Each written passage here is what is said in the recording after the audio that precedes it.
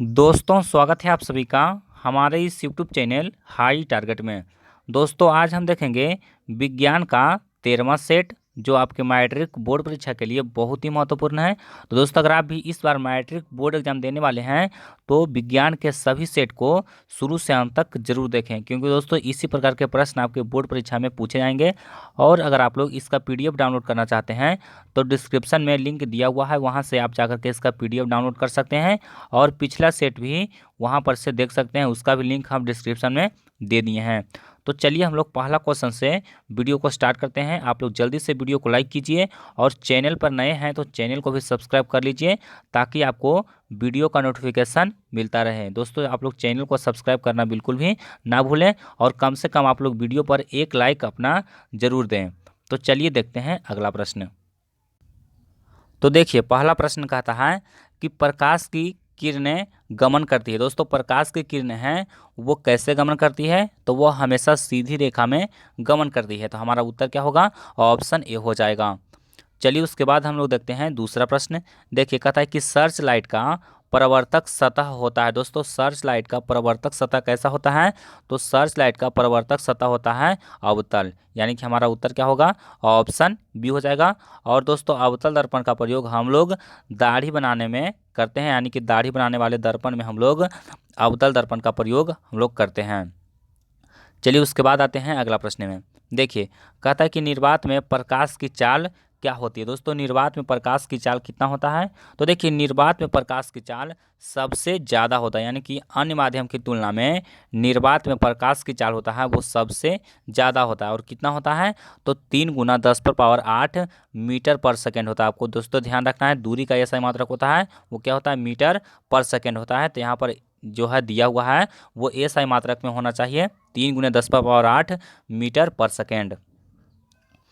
चलिए उसके बाद देखिए अगला प्रश्न। देखिए कहता है कि मानव नेत्र में किस प्रकार का लेंस पाया जाता है। दोस्तों मानव नेत्र में किस प्रकार का लेंस पाया जाता है, तो बहुत आसान क्वेश्चन है, जल्दी से इसका आंसर दीजिए कि इसका सही आंसर क्या होगा, उत्तल होगा, अवतल होगा या फिर वलयाकार होगा या फिर इनमें से कोई नहीं होगा।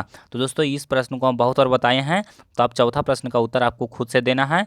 अगर आपका उत्तर सही रहेगा तो हम रिप्लाई कर देंगे कि आपका उत्तर सही है, और अगर गलत रहेगा तो आपको बता देंगे कि इसका सही आंसर क्या होगा। चलिए उसके बाद हम लोग देखते हैं पांचवा प्रश्न।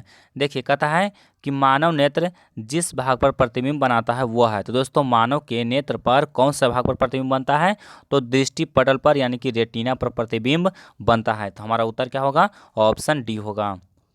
चलिए उसके बाद देखते हैं अगला प्रश्न। देखिए कहता है कि सामान्य नेत्र का दूर बिंदु है। दोस्तों यहाँ पर पूछा गया है दूर बिंदु, अगर निकट बिंदु पूछता तो 25 सेंटीमीटर आपका आंसर होता, लेकिन यहाँ पर दूर बिंदु पूछा गया है तो दूर बिंदु होता है अनंत, यानी कि हम लोग अनंत तक ऊपर आसमान में देख सकते हैं।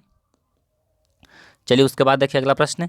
कहता है कि ऊर्जा का एसआई मात्रक होता है। दोस्तों ऊर्जा का एसआई मात्रक क्या होता है, तो ऊर्जा का एसआई मात्रक होता है जूल, यानी कि हमारा उत्तर क्या हो जाएगा, ऑप्शन बी हो जाएगा। चलिए उसके बाद देखते हैं अगला प्रश्न। देखिए कहता है कि निम्न में से किससे किसका अर्थ होता है जल। दोस्तों निम्न में से किसका अर्थ होता है जल, तो देखिए हाइड्रो मतलब होता है जल। आप लोग सुने होंगे हाइड्रो इलेक्ट्रिक पावर प्लांट, तो उसमें हाइड्रो का मतलब क्या होता है, जल होता है। चलिए उसके बाद देखिए अगला प्रश्न। कहता है कि विद्युत धारा का एसआई मात्रक। दोस्तों विद्युत धारा का एसआई मात्रक क्या होता है, तो विद्युत धारा का एसआई मात्रक होता है एम्पियर, यानी कि ऑप्शन डी हमारा बिल्कुल सही आंसर है। चलिए उसके बाद आते हैं अगला प्रश्न में। देखिए अगला प्रश्न कहता है कि 1 वोल्ट कहलाता है। दोस्तों 1 वोल्ट कहलाता है कितना, तो 1 जूल पर कूलम को हम लोग कहते हैं 1 वोल्ट, यानी कि ऑप्शन बी हमारा बिल्कुल सही आंसर है। चलिए उसके बाद आइए अगला प्रश्न में। देखिए कहता है कि घरों में विद्युत से दुर्घटना किसके कारण होती है। दोस्तों विद्युत से दुर्घटना किसके कारण होता है, तो आपको पता होगा कि विद्युत धारा होता है वो शॉर्ट सर्किट के कारण होता है। हमारा उत्तर क्या होगा, ऑप्शन बी हो जाएगा। चलिए उसके बाद आइए अगला प्रश्न में। देखिए 12 नंबर सवाल मोस्ट इंपोर्टेंट सवाल है। देखिए कहता है कि फॉलोइंग के वाम हस्त नियम में अंगूठा किसकी दिशा की ओर संकेत करती है। तो दोस्तों अंगूठा जो है वो बल की दिशा की ओर संकेत करती है। तो हमारा उत्तर क्या होगा, ऑप्शन सी हो जाएगा। चलिए उसके बाद देखिए 13 नंबर सवाल बहुत इंपॉर्टेंट है। कहता है कि ग्लोबल वार्मिंग के लिए उत्तरदायी है। दोस्तों ग्लोबल वार्मिंग के लिए कौन सा गैस उत्तरदायी है, दोस्तों बहुत इंपॉर्टेंट क्वेश्चन है। तो इसके लिए कार्बन डाइऑक्साइड गैस है वो उत्तरदायी होता है, यानी कि CO2 गैस। चलिए उसके बाद आइए अगला प्रश्न में। देखिए 14 नंबर सवाल मोस्ट इंपॉर्टेंट क्वेश्चन है, तो आप लोग इसको भी अच्छी तरह से समझें। देखिए कहता है कि शाक सब्जियों का विघटित होकर कंपोस्ट बनना किस प्रकार की अभिक्रिया है? तो यह होता है ऊष्मा क्षेपीय अभिक्रिया। क्या होता है? ऊष्मा क्षेपीय अभिक्रिया, यानी कि ऑप्शन बी हमारा बिल्कुल सही आंसर होगा। यह कैसे अभिक्रिया है? तो ऊष्मा क्षेपीय अभिक्रिया है। दोस्तों अगर आपको वीडियो पसंद आ रहा है तो वीडियो को लाइक कीजिए और बताइए कि यह वीडियो कैसा है। चलिए उसके बाद देखते हैं अगला प्रश्न। देखिए कहता है कि उपचयन वह प्रक्रिया है जिसमें, देखिए दोस्तों उपचयन और अपचयन आप लोग समझते होंगे, तो यहाँ पर पूछा गया कि उपचयन वह अभिक्रिया है जिसमें, तो उपचयन में क्या होता है? तो उपचयन में होता है ऑक्सीजन का योग और हाइड्रोजन का वियोग होता है और इलेक्ट्रॉन का त्याग भी होता है, यानी कि तीनों होता है। तो हमारा उत्तर क्या हो जाएगा? ऑप्शन डी होगा, इनमें से सभी। चलिए उसके बाद देखिए अगला प्रश्न कहता है कि निम्नलिखित में से कौन ऑक्सीय कारक है? दोस्तों ऑक्सीय कारक बताना है कि कौन है वो ऑक्सीय कारक है। तो देखिए ऑक्सीय कारक किसमें हो जाएगा? हाइड्रोजन सल्फाइड, यानी कि H2S। चलिए उसके बाद देखिए कहता है कि किसी अम्लीय विलयन का पीएच मान, तो दोस्तों अम्लीय विलयन का पीएच मान होता है वो 7 से कम होता है। कितना होता है? 7 से कम होता है, यानी कि ऑप्शन सी हमारा बिल्कुल सही आंसर होगा। चलिए उसके बाद देखिए अगला प्रश्न कहता है कि सोडियम कार्बोनेट का अणुसूत्र होता है। सोडियम कार्बोनेट का अणुसूत्र होता है Na2CO3, Na2CO3, और सोडियम बाइकार्बोनेट का तो NaHCO3। तो आपको इसमें कन्फ्यूजन नहीं होना है। सोडियम कार्बोनेट और सोडियम बाइकार्बोनेट दोनों अलग अलग है, एक खाने वाला सोडा है और एक धोने वाला सोडा है। तो सोडियम बाइकार्बोनेट पूछेगा तो NaHCO3 बाई जहाँ लगा देगा वहाँ बीच में H आ जाएगा, और सोडियम कार्बोनेट से पूछेगा तो Na2CO3 होगा। दोस्तों एक एक क्वेश्चन बहुत इंपॉर्टेंट है, इसलिए सभी को आप लोग अच्छी तरह से याद कर लीजिए। देखिए कहता है कि चूना पत्थर, उसके बाद खरिया, एवं खरिया को यहाँ पर खड़िया भी कहा जाता है, संगमरमर किसका विविध रूप है? तो दोस्तों चूना पत्थर ये सब जो है, संगमरमर है, ये सब किसका, इसका यानी कि अणुसूत्र इसका क्या होता है, यह किसका रूप होता है? तो इसका सही आंसर हो जाएगा CaCO3 का, यानी कि ऑप्शन डी हमारा बिल्कुल सही आंसर है। चलिए उसके बाद देखिए बहुत इंपॉर्टेंट क्वेश्चन, जठर रस का पीएच मान लगभग होता है। दोस्तों जठर रस का पीएच मान कितना होता है? तो 1.2 होता है। क्या होता है? 1.2 होता है। चलिए उसके बाद देखिए अगला प्रश्न कहता है कि लोहा से जिंक लेपित करने की क्रिया को कहते हैं। दोस्तों लोहा पर अगर हम लोग जिंक का एक परत चढ़ाएंगे तो उसको कहेंगे गैल्वेनीकरण, या फिर इसी को जस्तीकरण भी कहा जाता है। तो हमारा उत्तर क्या होगा? ऑप्शन बी हो जाएगा। चलिए उसके बाद देखिए अगला प्रश्न कहता है कि निम्नलिखित में से कौन आयनिक यौगिक है? दोस्तों इनमें से कौन आयनिक यौगिक है? तो देखिए यहाँ पर आयनिक यौगिक कौन है? यहाँ पर देखिए KCl हो जाएगा। ये इसमें होना चाहिए धातु और एक होना चाहिए अधातु, और दोनों क्रियाशील होना चाहिए। चलिए उसके बाद देखिए कहता है कि बॉक्साइड निम्नलिखित में से किस धातु का अयस्क है? दोस्तों बॉक्साइड है वो किसका अयस्क है? तो बॉक्साइड होता है वो एल्यूमिनियम का अयस्क होता है, यानी कि ऑप्शन सी हमारा बिल्कुल सही आंसर है। चलिए उसके बाद देखिए अगला प्रश्न कहता है कि सक्रियता श्रेणी में सबसे क्रियाशील धातु है। दोस्तों सबसे ज़्यादा क्रियाशील होता है पोटेशियम, उसके बाद होता है सोडियम, यानी कि ऑप्शन बी हमारा बिल्कुल सही आंसर है। उसके बाद देखिए अगला प्रश्न कहता है कि COHO अभिक्रियाशील मूलक को कहते हैं। दोस्तों CHO को हम लोग क्या कहते हैं? तो एल्डिहाइड कहते हैं, और OH को अल्कोहल कहते हैं। चलिए उसके बाद देखिए कहता है कि इथाइल अल्कोहल का अणुसूत्र क्या है? दोस्तों इथाइल अल्कोहल का अणुसूत्र क्या होता है? तो इथाइल मतलब कि इसमें 2 कार्बन होगा, तो यहाँ पर C2H5OH होगा, यानी कि ऑप्शन बी हमारा बिल्कुल सही आंसर है। चलिए उसके बाद देखें कहता है कि आधुनिक आवर्त सारणी में 36 कतारों की संख्या। दोस्तों आधुनिक आवर्त सारणी में 36 कतारों की संख्या कितना है?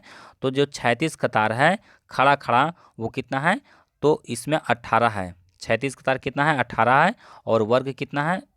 तो वर्ग यहाँ पर जो मतलब वर्ग में देखिए 18 है, और आवर्त कितना है? तो 7 है। चलिए उसके बाद देखिए कहता है कि मानव में डायलिसिस थैली है, तो डायलिसिस थैली कौन है? तो नेफ्रॉन है। 28 का सही आंसर क्या हो जाएगा? तो 28 का सही आंसर हो जाएगा ऑप्शन ए हो जाएगा। चलिए उसके बाद आइए अगला प्रश्न में। देखिए कहता है कि निम्नलिखित में से कौन उभयलिंगी जंतु है? दोस्तों उभयलिंगी जंतु कौन है? तो उभयलिंगी जंतु होता है केचुआ, यानी कि ऑप्शन ए हमारा बिल्कुल सही आंसर है। चलिए उसके बाद देखिए अगला प्रश्न कहता है कि कूटपाद किस में पाया जाता है? दोस्तों कूटपाद किस में पाया जाता है? तो कूटपाद अमीबा में पाया जाता है, और इसके द्वारा अमीबा अपना भोजन का अंतःग्रहण करता है।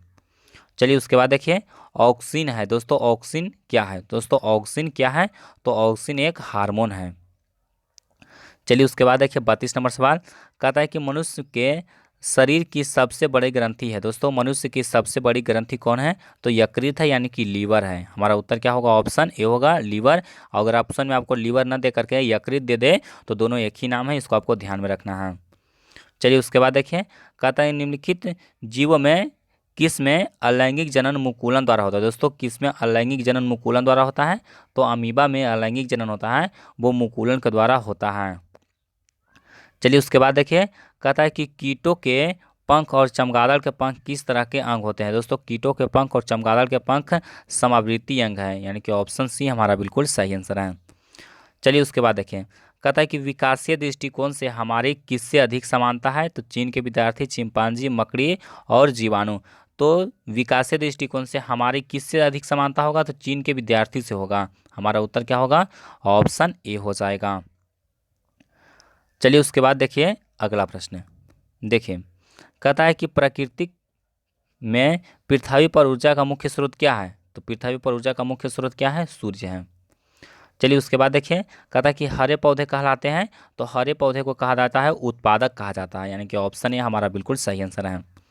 चलिए उसके बाद देखिए, कहता है कि निम्नलिखित में कौन जैव अनिम्नीकरणीय पदार्थ है? तो यहाँ पर हो जाएगा देखिए डीडीटी, कागज, वाहित मल और इनमें से कोई नहीं। तो दोस्तों इसका जो सही उत्तर होगा वो हो जाएगा डीडीटी। यहाँ पर हो जाएगा डीडीटी है वो जैव अनिम्नीकरणीय पदार्थ है। चलिए उसके बाद देखते हैं 39 नंबर सवाल।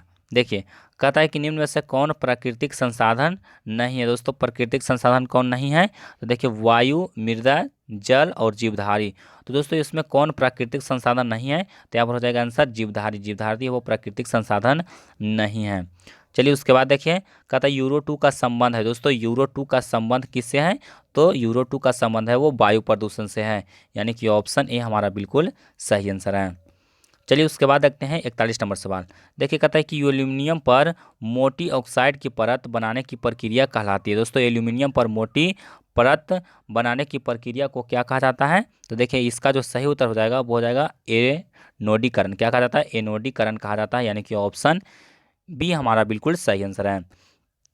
उसके बाद देखिए अगला प्रश्न 42वां क्वेश्चन, कहता है कि विद्युत ऊर्जा का व्यापारिक मात्रक होता है। तो विद्युत ऊर्जा का व्यापारिक मात्रक होता है, कितना होता है? तो यूनिट होता है, सॉरी इसका क्या होता है? यूनिट होता है। उसके बाद देखिए अगला प्रश्न, कहता है कि सामान्य दृष्टि के लिए दूर बिंदु है, तो दूर बिंदु कितना होता है? अनंत होता है। उसके बाद देखिए अगला प्रश्न, कहता है कि हाइड्रोजन के दो परमाणुओं के बीच कितने बंध होते हैं? तो हाइड्रोजन का संयोजकता एक होता है और हाइड्रोजन हाइड्रोजन के बीच में कितना बॉन्ड होता है? सिंगल बॉन्ड होता है, यानी कि हमारा उत्तर हो जाएगा एक आबंध। और दोस्तों इस वीडियो में हम इतना ही रखते हैं क्योंकि वीडियो थोड़ा सा लंबा हो रहा है, इसलिए हम लोग कोशिश करते हैं कि छोटा छोटा वीडियो रहे ताकि सभी स्टूडेंट को याद करने में आसानी हो। तो 45 नंबर क्वेश्चन का जवाब आप खुद से दे लीजिए। कहता है कि निम्न में से कौन आहार श्रृंखला का निर्माण करता है? दोस्तों निम्न में से कौन आहार श्रृंखला का निर्माण करता है? तो देखिए यहाँ पर घास गेहूँ आम, उसके बाद घास बकरी मानव, उसके बाद घास गाय हाथी और घास मछली और बकरी। तो बताइए कि इसमें से कौन आहार श्रृंखला का निर्माण करता है? तो आप लोग जल्दी से 45 का आंसर आप लोग बता दीजिए। आप लोग 45 नंबर क्वेश्चन लिखिए और बताइए कि इसका आंसर क्या होगा। और दोस्तों जो बाकी का क्वेश्चन है उसको हम सेकेंड वीडियो में ला देंगे, तो आप जल्दी से कमेंट कीजिए कि हमको सेकेंड पार्ट चाहिए। जितना ज़्यादा कमेंट करेंगे हम उतना जल्द इसका सेकेंड पार्ट अपलोड कर देंगे। तो आप जल्दी से कमेंट कीजिए कि हमको सेकेंड पार्ट चाहिए, हम इसका सेकेंड पार्ट आपको अपलोड करके दे देंगे। और दोस्तों इस वीडियो पर ज़्यादा से ज़्यादा लाइक कीजिए, तभी हम सेकेंड पार्ट लेकर आएंगे। तो वीडियो को लाइक कीजिए और चैनल को सब्सक्राइब करके रखिए ताकि आपको नोटिफिकेशन मिल सके।